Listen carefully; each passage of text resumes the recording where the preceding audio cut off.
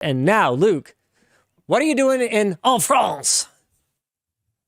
Yeah, so Shadow brought me out here. If you guys don't know what Shadow is, there's been a few videos of them on the LTT channel before, but they're like you install this application on your computer, you run it, and then you can access a high performance computer in the cloud, whatever. Cool, sounds good. They're rolling out something. I think they actually rolled it out last week called a power upgrade, which is basically they have this one server and they divide it into eighths. So you get 1/8 of an EPYC CPU. You get exactly one. Talking to the engineer about this was really interesting. This didn't really end up in the video too much other than just referencing it vaguely, but you get exactly 1 DIMM of RAM, and they actually make sure that your VM specifically only calls to that DIMM. Oh, that's super cool.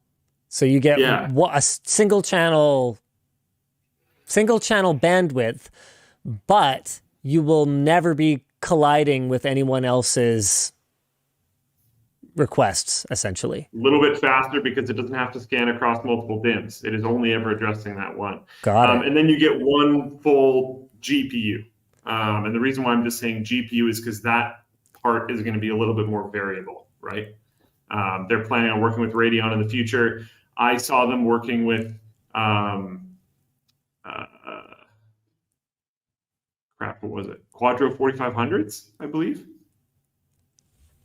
Anyways, yeah. So you can get like a sick computer, basically. Their thing is they can run 1080p 240 or 4K 60, and it's all through VM. So they got it. One interesting one. Oh no, I can't say that.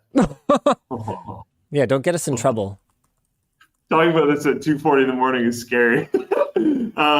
But yeah, it was sweet. So we went to OVH Cloud's like R&D and manufacturing facility, and we were able to see where they design their own water blocks and they design their own full copper water cooling runs. Okay, that's cool. Stuff.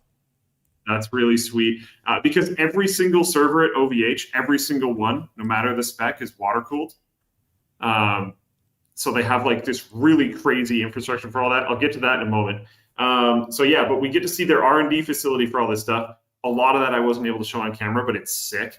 A bunch of the companies in the area around that facility are like there because of them. So there's like sheet metal manufacturing, and they will make the custom rack mounts and chassis for OVH, which are like stamped by OVH and everything. There's PCB manufacturers that are making these dual PCI Express riser cards because they take these graphics cards that they get in, they completely pull all of the stock like cooling hardware off of it, fans, radiators, they scrape off all the thermal paste, everything, pull it down to the absolute bare minimum, put on their own custom designed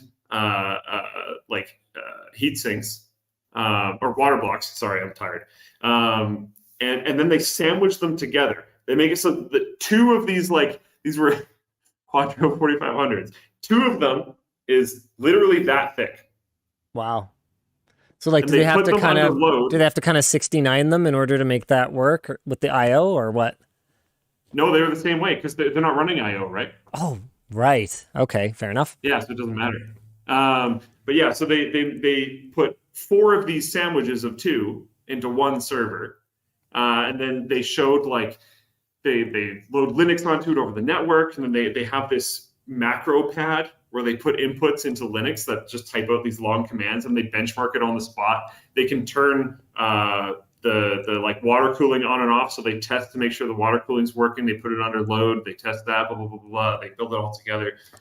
Super sick. And then from there, we went to.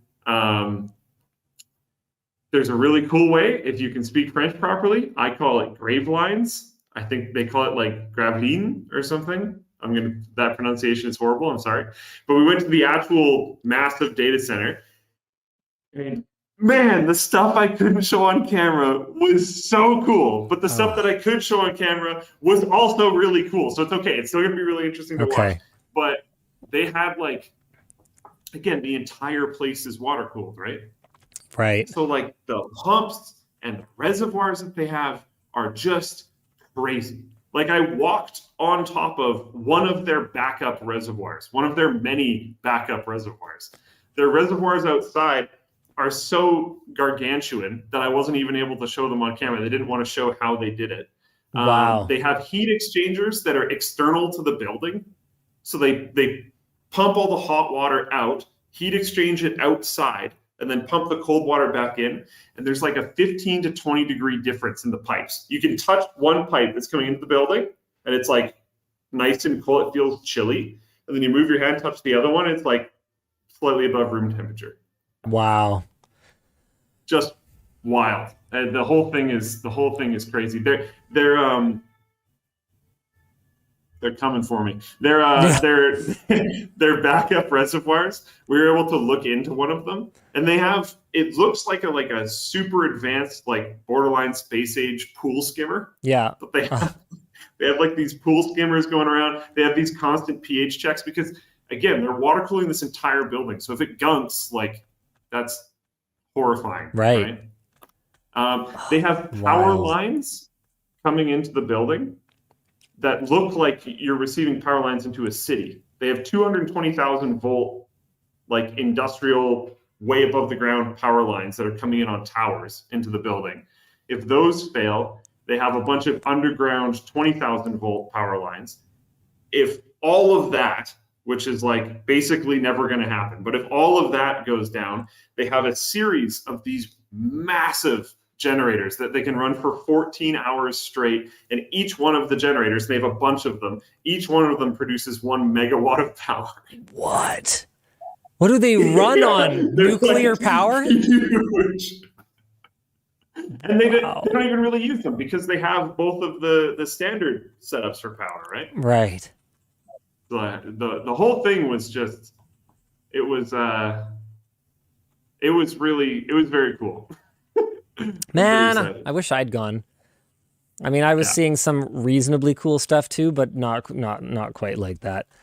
Now seems like cool room water cooling on steroids. I forgot to talk about the pumps.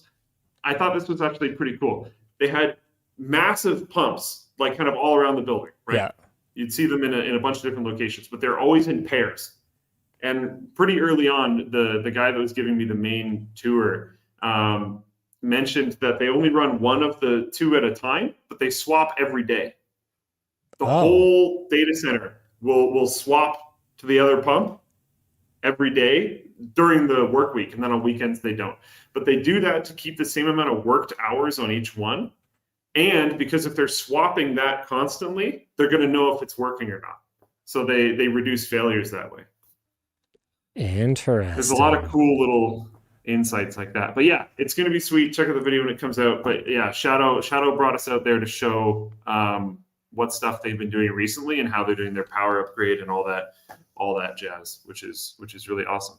They worked with, this part didn't actually make it into the video at all, so this is purely additional information. But they worked with Bandai Namco for Elden Ring. So when they gave reviewers review copies, instead of giving them review copies, they gave them Shadow Cloud PCs with Elden Ring installed. So that way they don't actually have to distribute the software.